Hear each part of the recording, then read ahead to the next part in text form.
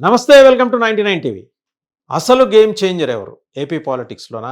AP cinema ఇండస్ట్రీకి సంబంధించిన వ్యవహారాల్లోనా? ఎటు చూసినా కూడా పవన్ కళ్యాణ్ పేరే స్పష్టంగా వినిపిస్తుంది.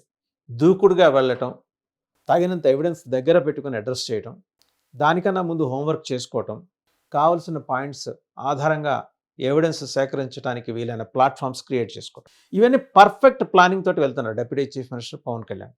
అది చాలా స్పష్టంగా సజ్జల కేసు భూ కబ్జా వ్యవహారం గనక చూస్తే మనకు అర్థమయ్యేది అదే.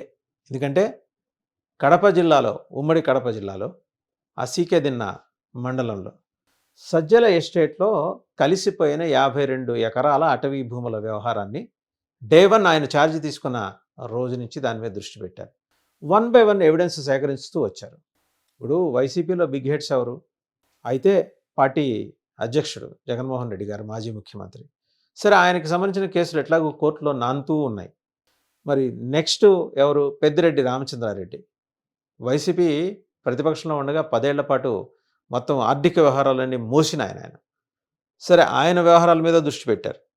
ఇప్పుడు సజ్జల మంత్రులు ఉండి కూడా వాళ్ళు మాట్లాడాల్సిన మాటలన్నీ కూడా సలహాదారుగా ఆయనే మాట్లాడటం, మొత్తం డీఫాక్టో చీఫ్ మినిస్టర్గా ఆయన పేరు తెచ్చుకోవటం, రకరకాల వ్యవహారాల్లో ఇన్వాల్వ్ అయ్యి కార్యకర్తలకి జగన్మోహన్ రెడ్డి గారికి మధ్య గ్యాప్ పెంచడం, ఇన్ని ఆరోపణలు ఎదుర్కొన్న ఆయన్ని అవినీతి ఆరోపణలో కూడా ఫిక్స్ చేశారు. ఎలా? సజ్జల సోదరుడి కుమారుడి పేరుతో రిజిస్టర్ అయిన సజ్జల ఎస్టేట్స్, దాంట్లో అటవీ భూమి ఎలా కలిసింది, ఎంత కలిసింది, అర్జీదారుల్ని ఎందుకు పట్టించుకోలేదు, ట్రైబల్స్ ఎలా మోసపోయారు, గిరిజనులు ఎలా మోసపోయారు అక్కడ, ఇవన్నీ వీటన్నిటి మీద సమగ్రమైన సమాచారం.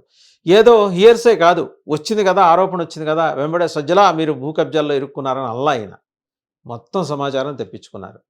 ప్రాపర్ ఫైలింగ్ అంతా అయిపోయిన తర్వాతే ఈ వ్యవహారాన్ని బయటపెట్టింది.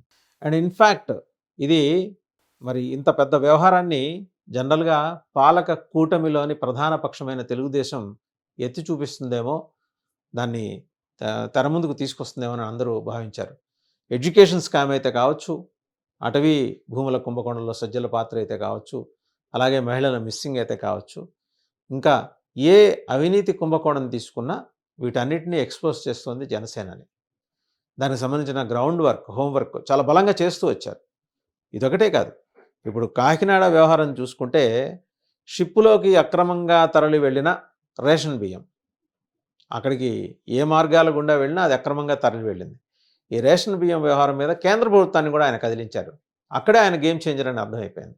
ఇవన్నీ అటుంచితే విశాఖపట్నంలో జరిగే ప్రధానమంత్రి నరేంద్ర మోదీ సభలో పవన్ కళ్యాణ్ చేత ఆయన ఒక కీలకమైన ప్రకటన చేయించబోతున్నారు. అది స్టీల్ ప్లాంట్కి ఆర్థిక సహాయమా, లేకపోతే ఇంకా ఇతరత్రా ఏది ప్రత్యేక హోదా తప్పించి మిగిలిన అన్ని అంశాలు, తెర మీదకి వచ్చిన అన్ని అంశాలలో ఉన్న ప్రోగ్రెస్ విషయమా, ఇవన్నీ కూడా ప్రధానమంత్రి పవన్ కళ్యాణ్ చేతే చెప్పించాలనుకుంటున్నారు. సో ఇటు ఏపీ రాజకీయాల్లోనూ అటు జాతీయ రాజకీయాల్లోనూ గేమ్ చేంజర్గా పవన్ కళ్యాణ్ ఉండబోతున్నారు అనే విషయాన్ని అన్యాపదేశంగా, ఇండైరెక్ట్గా, పరోక్షంగా ప్రధానమంత్రే చెప్పబోతున్నారు. ఇది చాలా అరుదైన గౌరవం. ఒక ప్రాంతీయ పార్టీ అధ్యక్షుడికి జాతీయ స్థాయిలో దక్కుతున్న ఒక అరుదైన గౌరవం. ఇన్ఫ్యాక్ట్ ఆయన్ని కేంద్రానికి రావాలని అడుగుతున్నప్పటికీ ససేమిరా ఆయన నేను రాష్ట్రంలోనే పనిచేస్తానని చెప్పడం వల్ల, సరే బీజేపీకి అవసరం ఇన్ఫ్యాక్ట్ ఇట్లాంటి నాయకుడు జాతీయ స్థాయిలో, దట్ టు ఫ్రమ్ సౌత్, దక్షిణ భారతదేశం నుంచి ఇంత చరిష్మా ఉన్న ఒక నాయకుడు వాళ్ళకి కావాలి. ఆల్రెడీ అన్నామలైని తయారు చేసుకున్నారు. అన్నామలైతో పాటు ఇప్పుడు ఈయన పవన్ కళ్యాణ్ ఉంటే గనక దక్షిణ భారతదేశంలో ఒక వేవ్ క్రియేట్ చేద్దాం, అయితే జమిలీ అప్పుడు లేకపోతే సార్వత్రిక ఎన్నికలప్పుడు అనేది బీజేపీ వ్యూహం.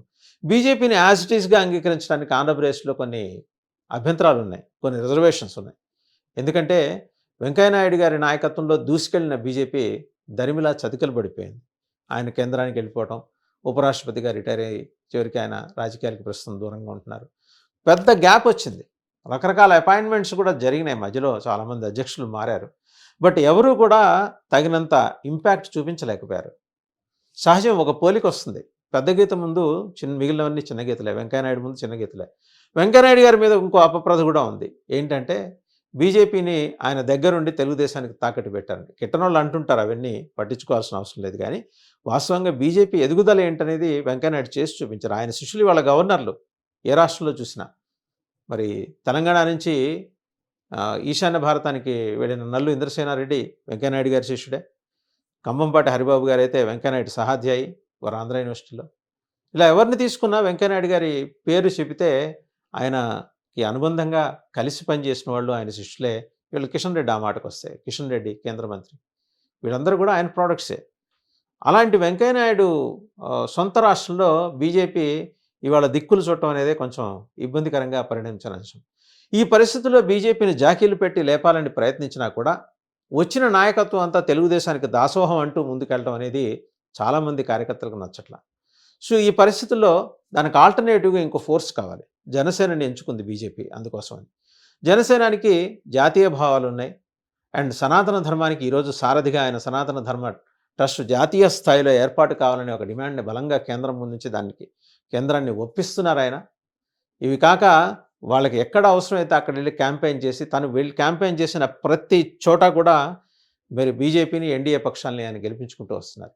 ఇది ఆయన సక్సెస్ మాడ్యూల్. ఈ సక్సెస్ మాడ్యూల్ని ముందుకు తీసుకెళ్ళటానికి ఆయన్నే గేమ్ చేంజర్గా బీజేపీ తెర ముందుకు తీసుకొస్తుంది. విశాఖపట్నంలో జరిగే సభ ద్వారా అది మరింత మేనిఫెస్ట్ అయ్యే అవకాశాలు అయితే స్పష్టంగా ఉన్నాయి. ఇక ఇండస్ట్రీ విషయానికి వద్దాం. ఇండస్ట్రీ విషయంలో మరి తెలంగాణ మంకుబట్టుతో ఉంది. బెనిఫిట్ షోలు లేవు, ప్రీమియర్ షోలు లేవు. అసలు ఈవెంట్లు జరపడానికి కూడా మేము అనుమతులు ఇవ్వబోం. ఈ తొక్కిసలాట్లు ఏంటి, ఈ రభస ఏంటి, ఈ రచ్చ ఏంటి. ఇండస్ట్రీ నుంచి చాలా ఇండస్ట్రీస్ ఉన్నాయి. ప్రతి ఇండస్ట్రీ కూడా రాష్ట్ర ఆదాయానికి ప్రధాన వనరుగా ఉన్న క్రమంలో సినిమా ఇండస్ట్రీ కూడా అలాంటిదే.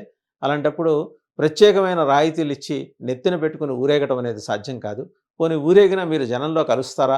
లేదు కదా అని శాసనసభ సాక్షిగా ముఖ్యమంత్రి రేవంత్ రెడ్డి గారు ఏమన్నారంటే, సో ఇండస్ట్రీలో మేము తోపులం, తురుంఖాన్లం, తాంత్యా తోపేలం. సో మేమేం చేసినా చెల్లుతుంది. అయితే మర్డర్లు కూడా చేసేస్తారా, చెల్లుతుందా అని కూడా ఆయన అడిగేశారు ఆయన. సో అంత వ్యతిరేకత తెలంగాణ నుంచి ఇండస్ట్రీ మీద ఉన్నప్పుడు ఇండస్ట్రీని ఆంధ్రప్రదేశ్కి తరలించి తీసుకొచ్చే క్రమంలో పవన్ కళ్యాణ్ విశాఖ వేదిక మీద నుంచి ఒక కీలక ప్రకటన చేసే అవకాశాలు కూడా ఉన్నాయి. చూసాయిగా ఇండస్ట్రీ పెద్దలందరూ కూడా ఇదే విషయాన్ని, ఇక్కడ మేము మళ్ళలేం, మాకు ఆంధ్రప్రదేశ్లో మేము స్టూడియోలు కట్టుకుంటాం, అక్కడ సినిమాలు తీసుకుంటాం. ఎలాగూ తెలంగాణ కాంగ్రెస్ నాయకులు చెబుతున్నారు, ఇక్కడ వచ్చి యాక్ట్ చేసే హీరోలు వాళ్ళ ఆధార్ కార్డులు, వాళ్ళ పాన్ కార్డులు ఇవన్నీ కూడా చూపించాలట. చూపించి వాళ్ళు తెలంగాణ వాళ్ళు అయితేనే ఇక్కడ ఉండాలట. సో ఇంత అభిప్రాయ భేదాలు వచ్చిన తర్వాత రాను రాను విభేదాలు పెరిగేవే కానీ తగ్గేవి కాదు. కాబట్టి ఇండస్ట్రీకి ఉపశమనం కావాలి. అలాగని ఇండస్ట్రీ కూడా తన తీరు మార్చుకోవాల్సిన అవసరాన్ని పవన్ కళ్యాణ్ గుర్తు చేశారు. ఇండస్ట్రీలో ఇప్పుడు సంధ్యా థియేటర్ సంఘటన తర్వాత బాధిత మహిళ కుటుంబాన్ని పరామర్శించడానికి, ఆమె చనిపోయారు, ఆ కుటుంబాన్ని పరామర్శించడానికి సినిమా ఇండస్ట్రీ నుంచి ఆ యూనిట్ తరఫున నిర్మాత దర్శకులు వెళ్ళలేదు, అల్లు అర్జున్ వెళ్ళలేదు, లేదా అల్లు అర్జున్ వెళ్ళేలాగా ఆ యూనిట్ ఆయన డ్రైవ్ చేయలేదు. భారం పాపం అంతా అల్లు అర్జున్ మీద మోపేశారు. సరే, ఆయనకి కండిషన్ బెయిల్ వచ్చింది, అది వేరే విషయం.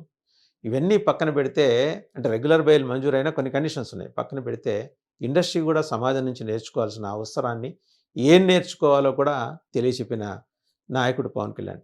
సో అన్ని ఆస్పెక్ట్స్లో 360 డిగ్రీస్లో ఆయన ఒక గేమ్ చేంజర్ కాబోతున్నారు. ప్రధానమంత్రి నోట స్వయంగా మనమే కొన్ని రోజుల్లో వినబోతున్నాం విషయం.